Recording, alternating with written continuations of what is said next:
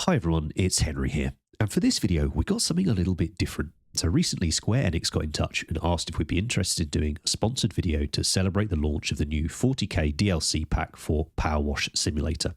Now that's exactly what it sounds like. Got the link down in the description, gives you all the info and where you can get it, but it's essentially a game where you clean up really, really dirty things, which got a ton more fun because now you can be a member of the Adeptus Mechanicus and clean up mega dirty, iconic 40k vehicles, things like the Thunderhawk gunship, Land Raider, and for this video we're going to do the Redemptor Dreadnought, which also features in that pack. It also felt like a great opportunity to explore using acrylic paints for weathering. This is something you guys have asked about often in previous videos, and it's the sort of deep dive topic we're going to go for in this one. Also, if you live in the UK and you fancy winning it, you've got a chance to as well, but I'll talk about that later in the video. But before we can get clean, we got to get dirty. So let's paint.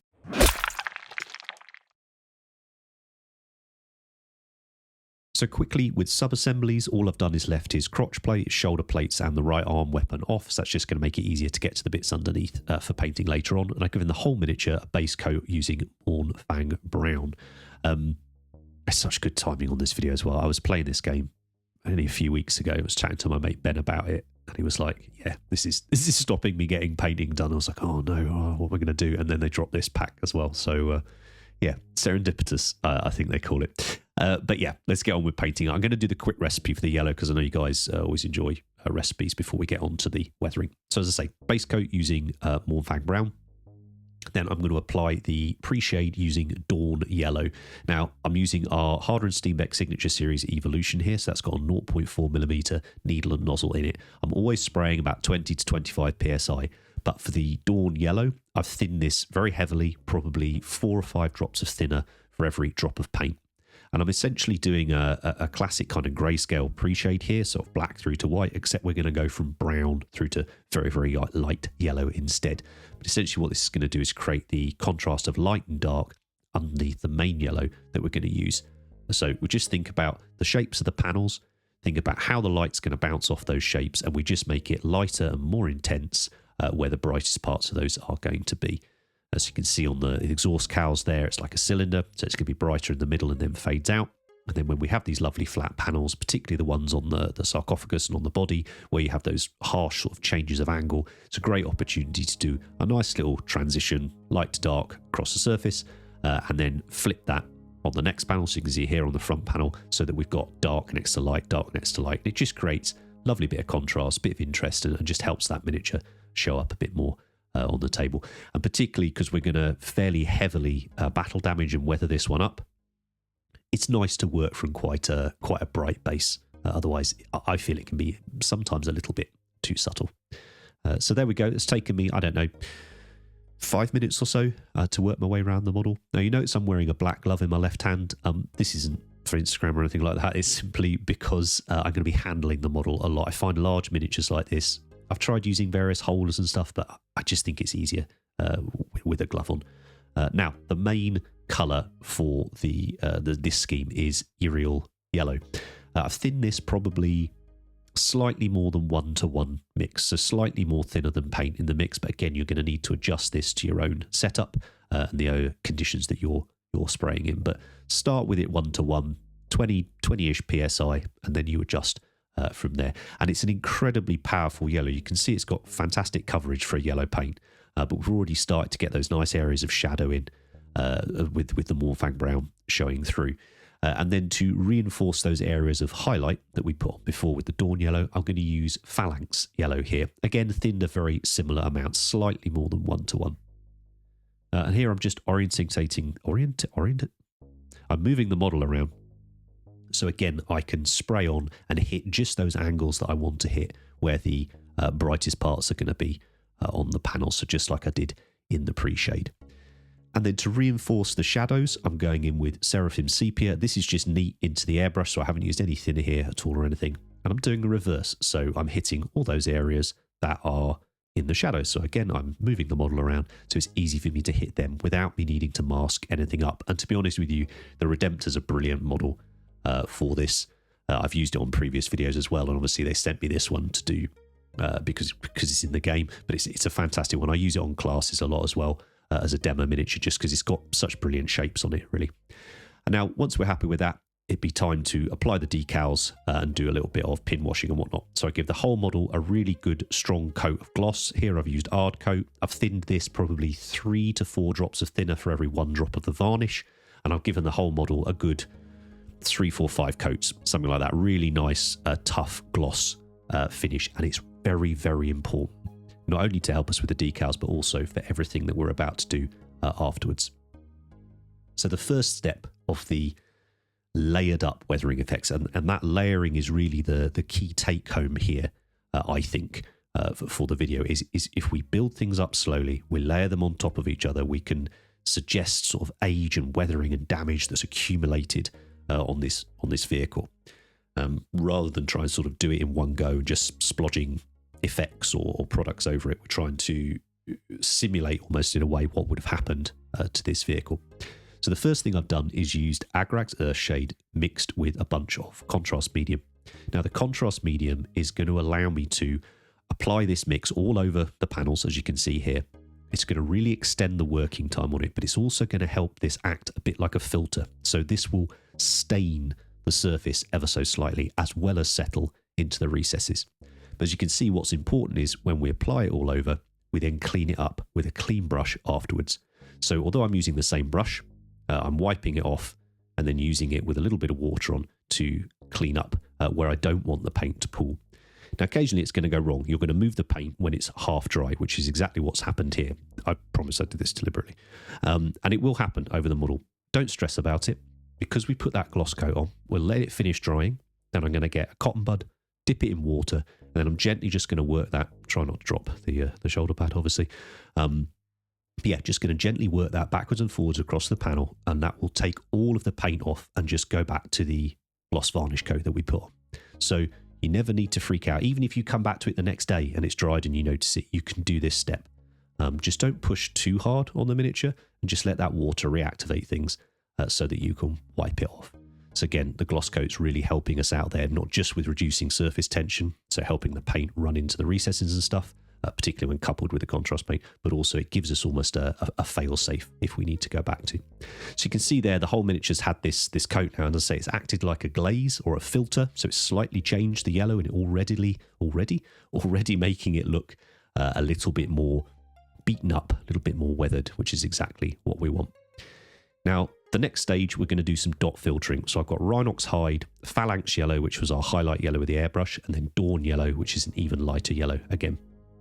Now, the medium I'm going to use for this is Lahmian Medium, not contrast medium for this one. Essentially, all I want the medium to do here is extend the drying time of the paint. I don't want to change the properties like I do when I'm using contrast paint.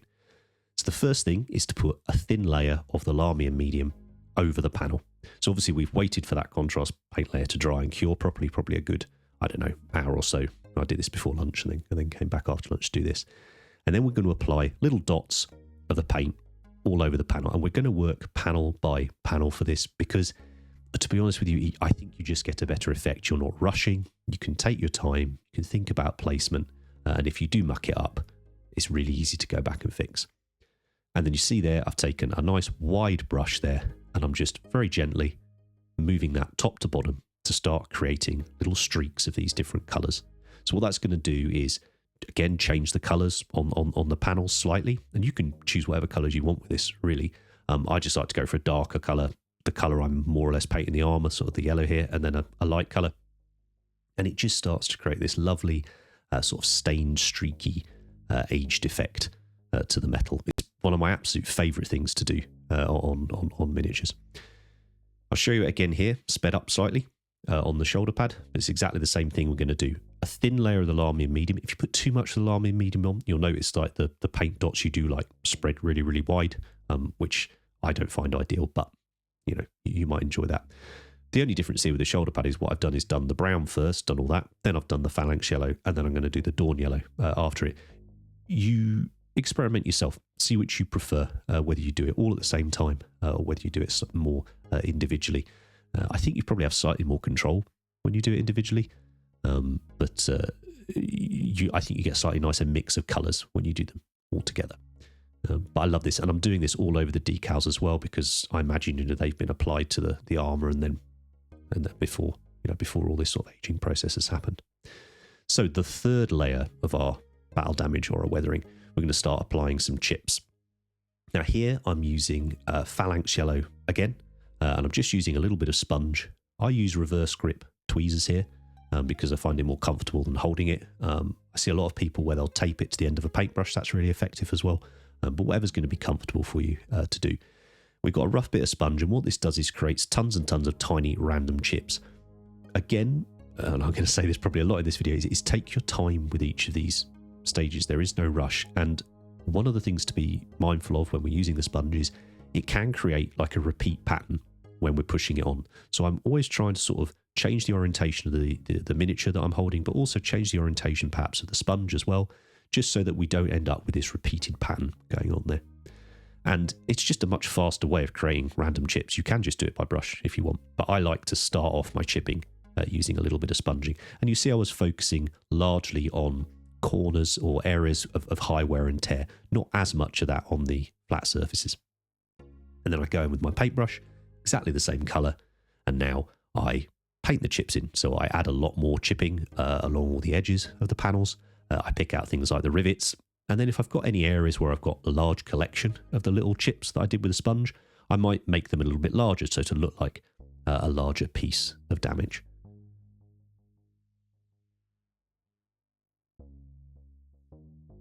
But this is my this is my zen hobbying state, this one for sure.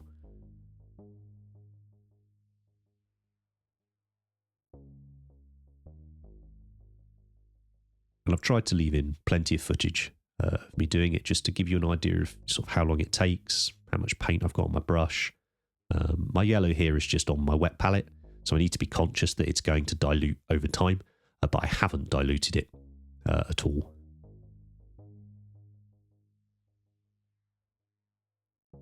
And the reason I chose Imperial Fists for this video is just because weathering and battle damage shows up brilliantly on them.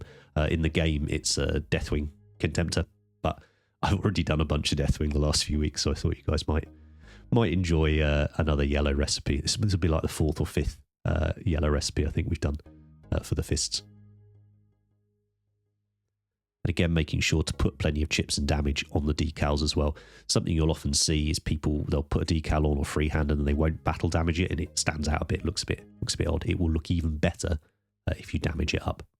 And now we're going to repeat that whole process using a dark brown colour. So I've gone for Rhinox Hide here. It's one of my favourite for doing sort of chips and rust with.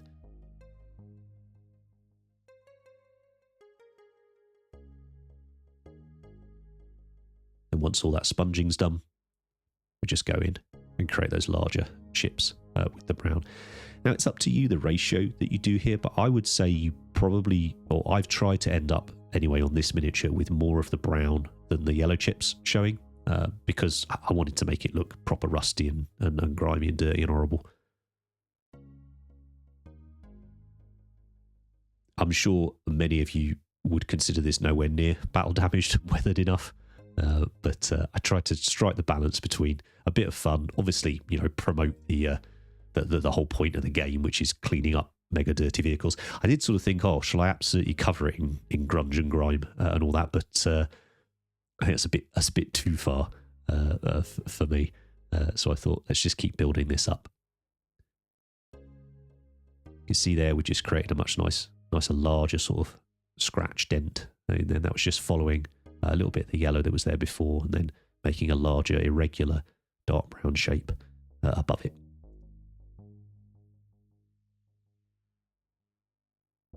As I say, I think, you know, if I had to pick my absolute favourite part of painting, it would be this. It would be chipping. And we'll just do the whole process again, but sort of sped up again, just to reinforce sort of everything we talked about. So this will be the 5th layer, is it 4th or 5th layer of weathering and damage that we're putting onto the miniature. So we've done the sponging to create smaller chips. Then we go back in with the Rhinox Hide and we create larger areas of damage. Again, focusing on those corners, focusing on areas around the rivets, areas of high damage, but also areas where that we think are going to get corroding, are going to corrode over time. So places where the water may collect as well. or the dirt or the mud or whatever's going on in there. But you can already see, even though we haven't really done much streaking yet, we created a few of those streaks in that earlier dot filtering stage as well. So here I want to go in and reinforce those areas of rust. So I've taken a lighter brown colour. In this case, it's Thondia Brown. I've thinned it with a little bit of Lahmian Medium, and this is because I don't want it to turn like into a wash like it does when we just add water. But I want to make it a little bit more translucent so that we can see. So it just sort of fades out a bit more gently around that darker brown. So I'm focusing largely on areas where I've got larger amounts of the dark brown here, and again just to try and simulate rust. And you can also start to pull some nice streaks at this time. So again, this is quite a dilute mix of the Thondia Brown. I would say it's at least 1 drop of Lahmian Medium to 1 drop of paint, but I just have it on my wet palette and I just mix them together, my brush in and out, that type of thing, so that I get varying sort of levels of opacity when it comes to the streaks. But what we want with these streaks really is for them to fade out. And then we can go in with an even lighter, more orange brown, in this case Mournfang Brown, to create that really fresh rust. And I would say I have thinned this slightly less with the Lahmian Medium, therefore we're going to create slightly more opaque streaks. So I might do some individual streaks just with that orange, but more likely I'll find some of those streaks I've done earlier with the Thondia and just make the beginning of them a little bit more opaque, a little bit more intense with this orange rust colour. And then for all the black areas of the model, I've left the majority of the skeleton here black because I like that idea. It's just sort of kind of powder coated. And I've created a wash here using just that Thondia Brown mix that we had on the palette, but I've just added a whole heap of Lahmian Medium to it.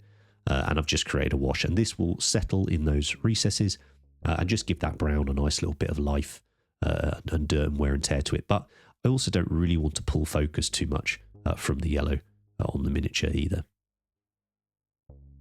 And there we've got our weathered up, battered, dirty, grimy armour.